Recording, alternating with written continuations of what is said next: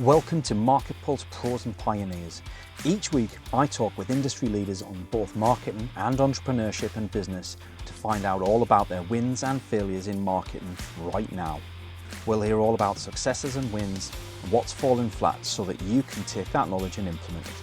Learn from the best, from the folks who've been there and done it all, as well as people just like you. Thanks for joining us. This is MarketPulse Pros and Pioneers.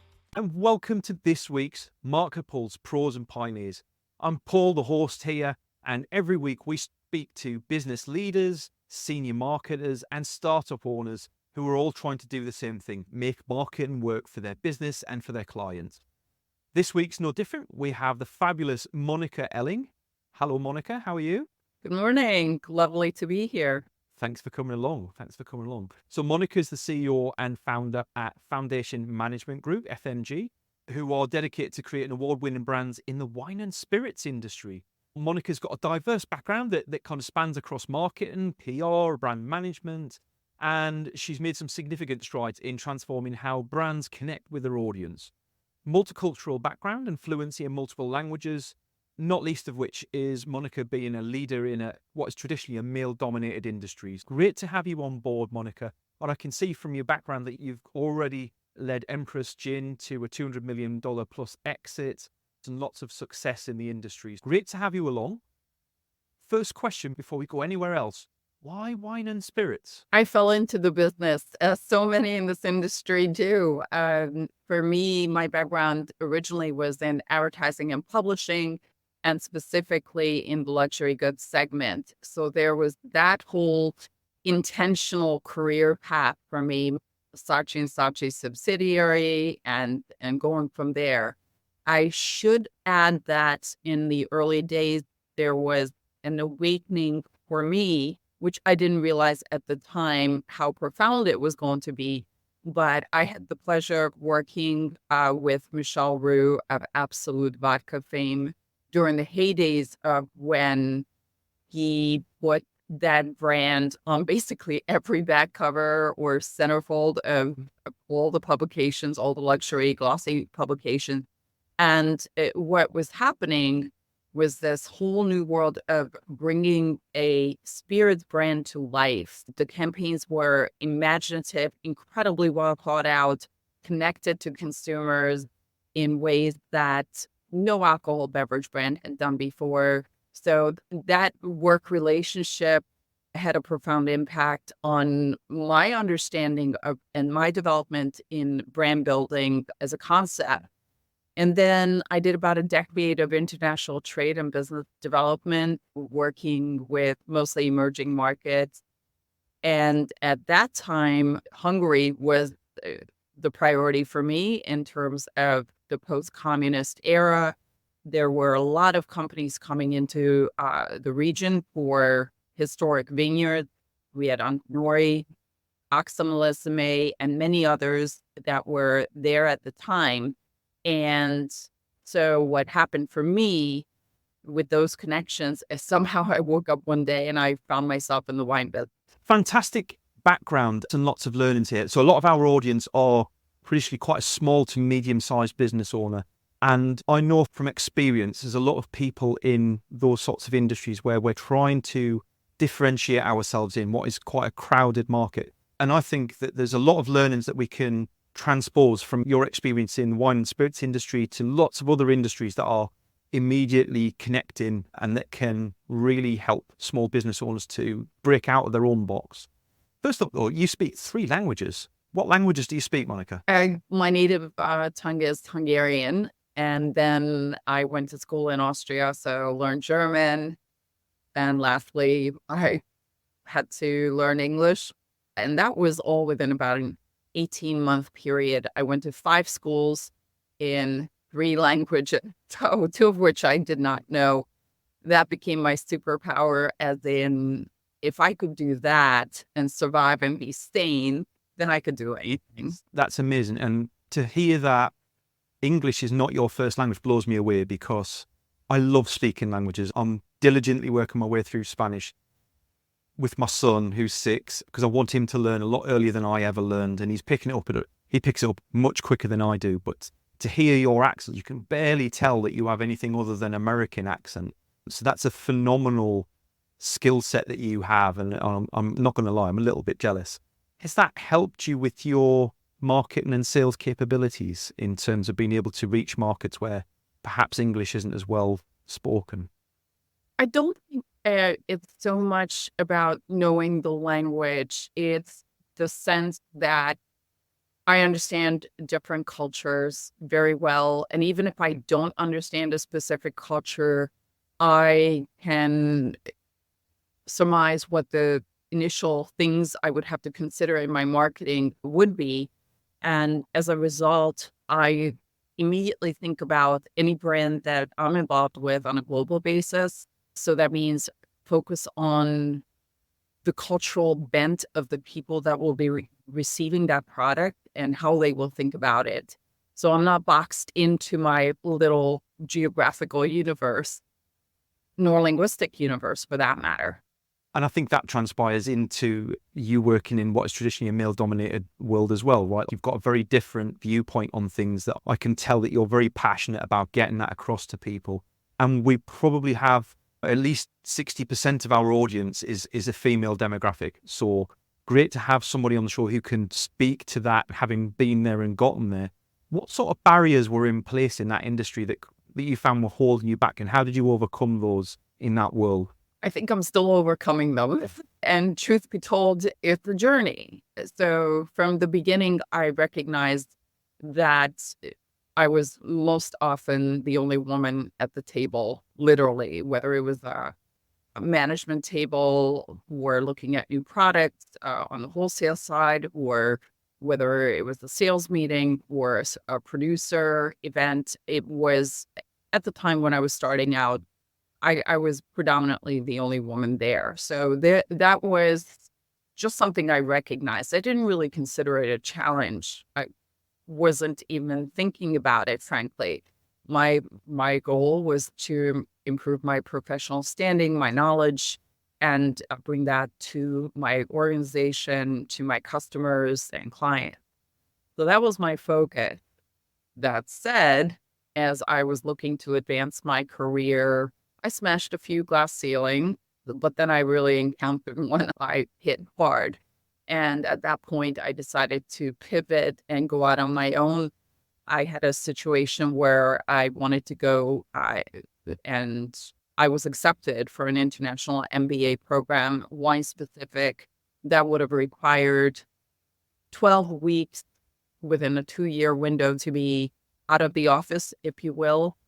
And that would translate to 6 weeks per year. I was a director. I didn't feel that it would diminish my work. In fact, my goal was to improve my qualifications and my knowledge and bring that to my organization.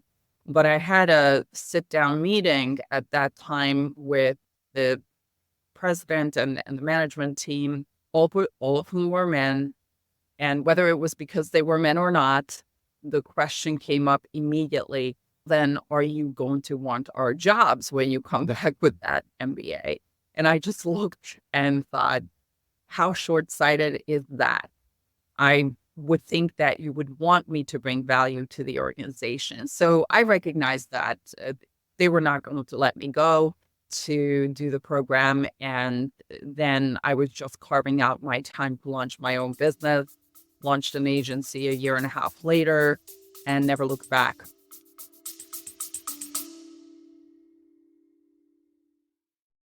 Hi, and thanks for joining us for the show. I'm Paul, founder here at Javelin Content Management. We specialize in getting ideas out of your head, down into video, and out to your social media through repurposing and efficient content strategies. If you want to find out how you can convert your ideal audience into paying customers, reach out to us, javelincontent.com, and I hope you enjoy the rest of the episode. Interesting in terms of the fact that they felt threatened. And I think that speaks volumes of the culture at the top level in many businesses, to be fair. I think we surround ourselves traditionally with people who are capable of doing a job, but the moment that they show that real creativity and desire to push forward, it can be a threat directly to the business. And you've got to be comfortable enough in your own shoes to grow around that and have people around you who are actually smarter than you. It's something I learned a long time ago. How does... I would just add that it happened to be all men at that table. And I had already been a top performer. I was business development professional of the year. I was a director. I was wearing 2 hats within a major organization. But it could have been women at that table too. And that threat, if you will, that could occur whether it's men or women at the table. So I've recognized that other times in my life. And it's something I acknowledge. So I'm not just going to put it to the level of it's men deciding my fate. So I think it goes in different directions. Yeah. But also interesting to hear that you didn't really see it as a challenge yourself for the majority of that time. And I think that's true of a lot of people who are successful, is they recognize that there are obstacles out there, but they don't really see those things as challenges.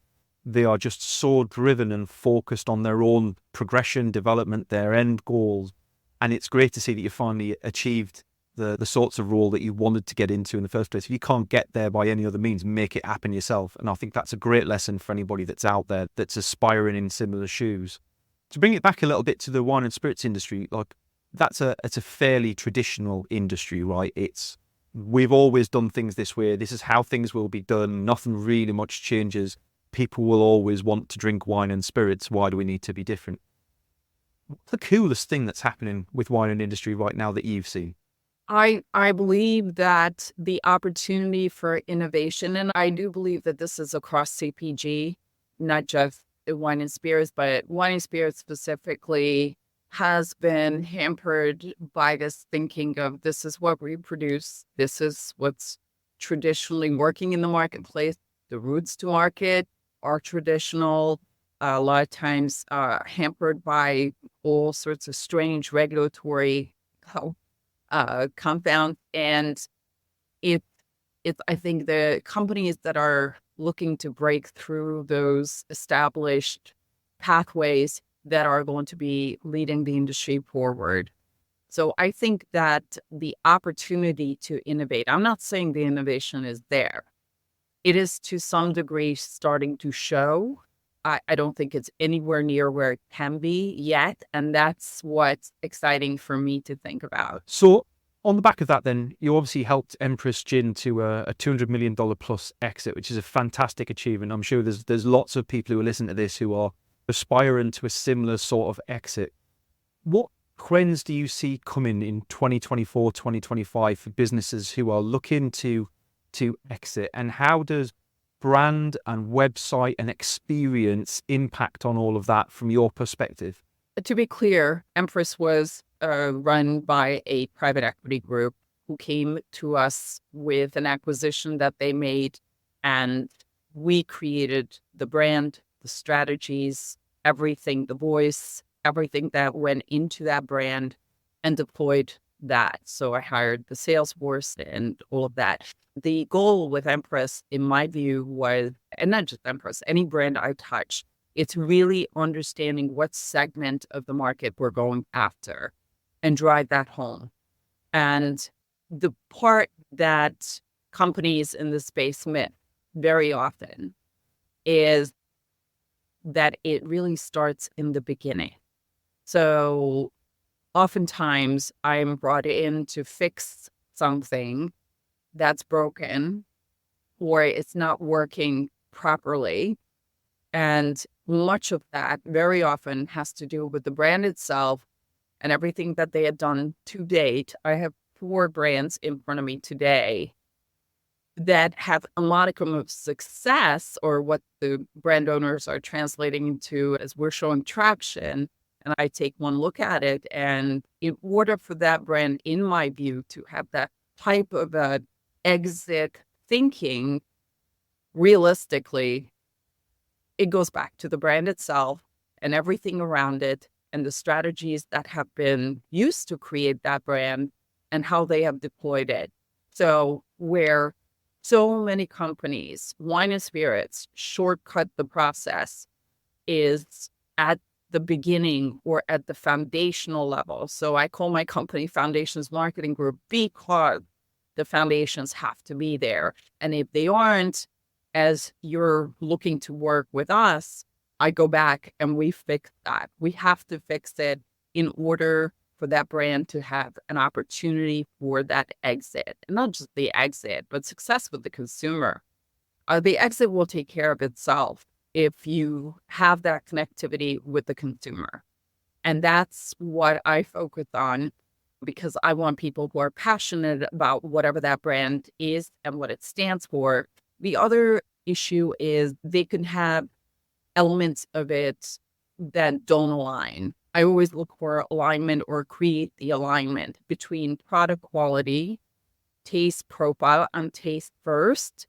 And then everything else has to overachieve on that flavor profile. So the expectation should be that when the consumer connects with that brand on a digital or physical shelf, they have an impression. And then when they actually taste that product, it enhances the original impression. If it falls short, there's no chance. Do you think that alignment needs to flow through the team as well on the back of that? So you've got that product and customer alignment, but then to have alignment between sales and marketing and the relevant stakeholders within the business, is that something that you see produces a lot of external problems that the business themselves struggle to articulate or understand that is even there? When that occurs, and it occurs very often, it's because they miss that fundamental element that I just referred to. And if the alignment is there on the brand side and the messaging, the voice, everything is in sync, and that work has been done, then it's easy enough to get it across your internal and external teams, because messaging is strong, it's focused, it's direct, it's differentiated, and it's connected. So when you have those elements, then that alignment will exist naturally. When you don't have that alignment, which is 90% of the brands, then you have miscommunication. It doesn't translate through the food chain. And ultimately, people are just making up stuff about what the messaging should be instead of being super clear and to the point. So then I guess to translate that to small to medium businesses. So what we're saying here is that actually the fundamentals that you're often called in to fix need to be in place a lot sooner than in place at all, even in some businesses, right? Very and much. I know from a small business owner perspective, brand is something that, we'll do that tomorrow when we've got revenue. We need to build some revenue first before we can get on with the brand. And they might be short of resources or capital in order to pay somebody who's worth paying to do the brand, because there's brand marketers and there are brand marketers. And we know that there's two very different camps in the world. So at what point would you say a business needs to start thinking about taking their brand very seriously before they get too big? What's the turning point? What are the indicators or the triggers that you see where they should start to think before it gets too late? So I would say if we hear the word product market fit often in every aspect of business, small, medium, large, it really doesn't matter. You have to have product market fit. And I think a lot of brand owners misread the signals early on because they're convinced that their friends and family and the people that they show their product to love the product. They even have some sales. And so they say, we can just do more of this and then we'll take care of everything else. The challenge with that, and I completely understand the small business mentality of where to put your resources, and those scarce resources in the beginning are really hard to allocate. If you don't get the brand and this component right, you're not going anywhere.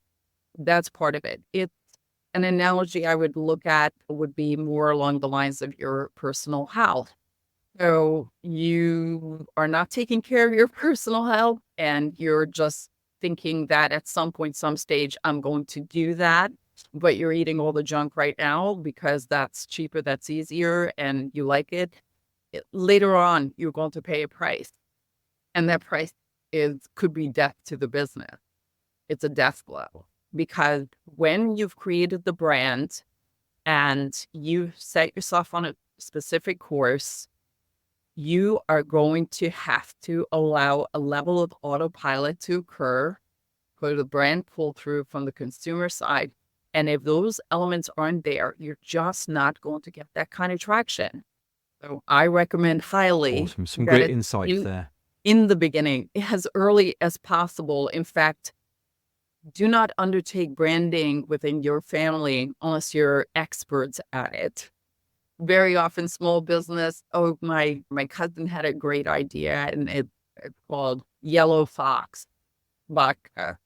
Fantastic. Except now you're 4 years in, you're grinding, and you've hit a ceiling, and now you want to fix it. Except the problem is it's called Yellow Fox vodka, and nowhere on the planet are you going to make this work.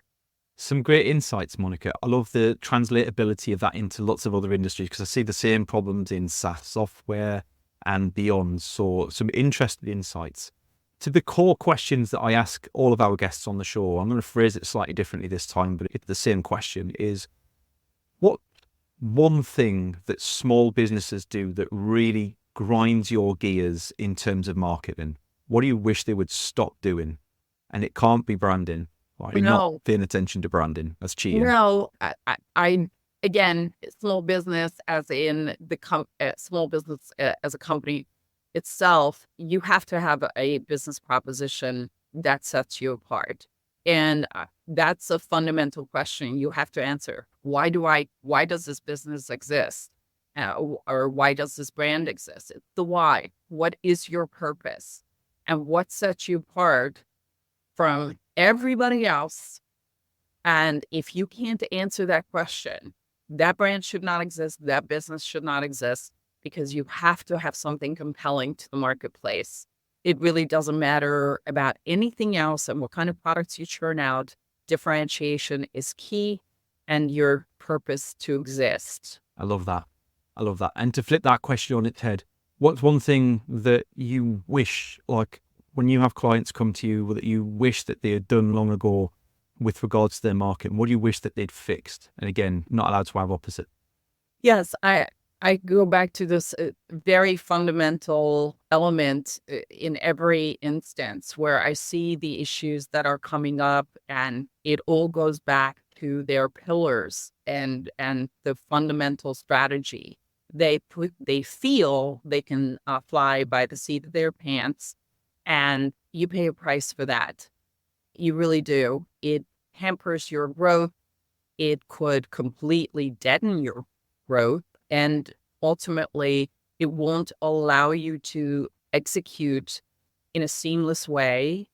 And ultimately, you want to be executing in a seamless process, but you can't do it if you don't have your initial strategies in place. Too many small businesses just wake up in the morning and grind, and there's no thought to that. There's no space for it in their minds because they're busy surviving. So you have to carve that out. Too busy thinking about the sand and the things that can be done by pretty much anybody that will probably happen all on their own if you let them, as opposed to breaking down the big rocks that sit at the top of the business that you're trying to avoid because they're quite hard to think about and articulate, right? I'll give you an example. Fascinating. Yes. So I'll give you an example that's happening right now. I have a client that brought in, they established their U.S. operation. They brought in X amount of 6,000 cases of wine.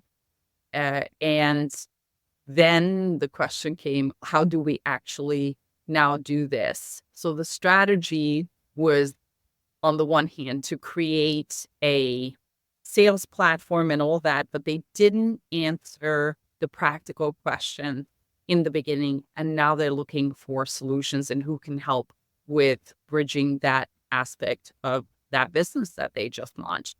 And these are serious people. So it's happening at every level. And that kind of solution then has to be tailored around the mistakes that have already been made or the situation that already exists, as opposed to being a natural solution to a problem that could never have happened in the first place. Yes. I'd like to think that from our conversation, Monika, like a lot of our audience came to the episode a little bit bemused by the fact that I brought somebody who's an expert in the wine and spirits industry to traditionally what is not a wine and spirits audience. But I hope everybody can now see what I saw at the beginning, which was there's a lot of crossover between the two industries. There's a lot of learnings that people could take from your experience, the things that you're seeing in that industry as a unique industry that are quite applicable to a lot of other things. If somebody's interested and they've heard what you've said and perhaps they know somebody who would benefit from working with you guys, how can people reach out and learn more about you, Monika, and how can they contact you for a business purpose? Very easily through LinkedIn. I have a booking link on my page, and I can also be reached off our website at fmg.nyc. We're Manhattan based, and happy to have a discussion regarding any level of business or brand question. Perfect. Thank you very much for your time today, Monika. It's been an absolute pleasure to speak to you. Lovely meeting you, and it was a great conversation. Enjoyed it tremendously. Awesome. And if you're a listener to the show or a viewer of the show, you'll know that we release every Wednesday at 3 p.m. UK time. Thanks very much for coming along to another episode of MarketPulse Pros and Pioneers, and I will see you next Wednesday. Bye-bye. Thanks for joining us for today's show. I hope you enjoyed it. If you'd like to feature on a future show, or you've got some ideas for folks who would make a great guest, please drop us a line. Contact details are in the show notes, and I'd love to hear from you. Your host today was me, Paul Banks, founder at Javelin Content Management.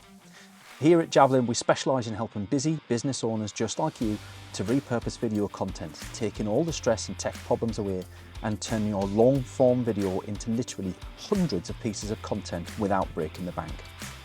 We describe it as getting ideas out of your head into video and out to your socials.